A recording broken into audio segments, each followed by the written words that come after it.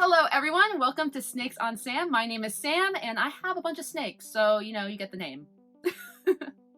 It's that time of year where the weather is changing. For me right now, it's getting warm, and today is one of the hotter days that I've experienced this season so far. It's 100 degrees here. So I am actually in the middle of making changes to my setups to accommodate the needs for my reptiles. And I want to help you guys understand how you can go ahead and make your reptile enclosures ideal for the changing seasons.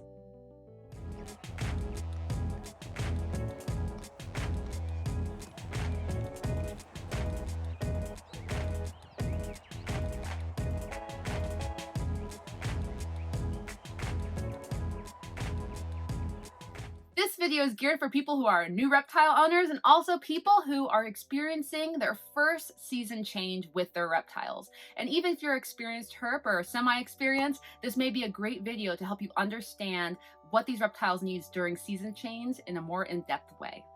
So there's three basic things that I really want to talk about and emphasize that will help you change and shift your reptile enclosure over to help accommodate the new seasonal temperatures. The first thing you must be very conscious of when you're going through temperature shifts in your reptile's environment is you have to know the specific requirements and also have a knowledge of the general environment type that your reptile is accustomed to.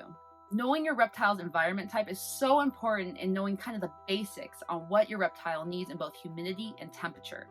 There's three types of environments that reptiles tend to live in. The first one being temperate, the second one being desert, and the third one being tropical.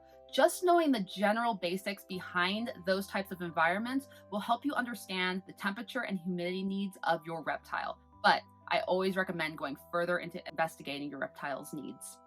This is where care sheets come in handy. Care sheets are essential in understanding your reptile's needs.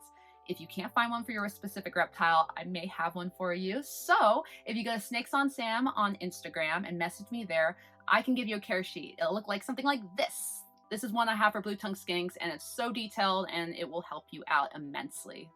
The second thing you must do when transitioning your reptile to the new season is to monitor their temperatures.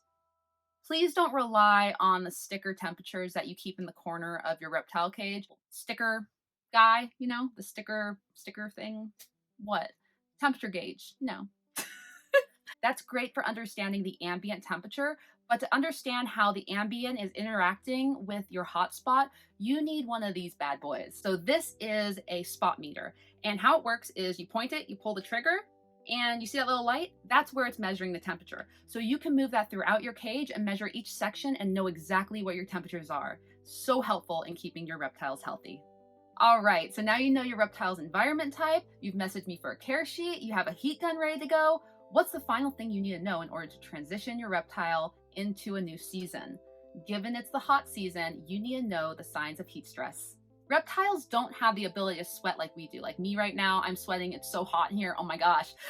But reptiles don't have the ability to sweat. So they rely on different methods in order to cool themselves off. The first one is they'll seek shelter. So if they're not near the hot side of their tank and they're hiding away, they're obviously wanting to cool down a little bit, and that's fine. That's not anything to get afraid of. That's just something that they do naturally, and that's good. They're protecting themselves. The second thing you need to look out for is when they start turning a really light color. So when they're dark, they're actually trying to absorb light to heat themselves internally. When they turn light, they're actually trying to shed that because it doesn't absorb as much light and as much heat. So when they're turning light, they're trying to cool themselves off. Now, if you see that paired with them opening their mouths, that's a sign that they're really, really hot and you need to do something immediately because they're trying to expel their heat through their mouths. If you have a snake, they're not going to show heat stress like lizards. So you're going to have to monitor their temperatures while the seasons are changing to make sure that you're not overheating or underheating them. So those are the things you must know in order to successfully transition your reptile to the new season. It's so important that you know your reptile's core requirements and also that you monitor their temperatures during this time. I hope this video helped you out, and also if you have any questions, feel free to message me at my Instagram, SnakesonSam. Also, of course, don't forget to subscribe to Snakes on Sam YouTube to stay in the loop with the new content that will be coming out. I look forward to you becoming part of the Snakes on Sam community. Happy herping.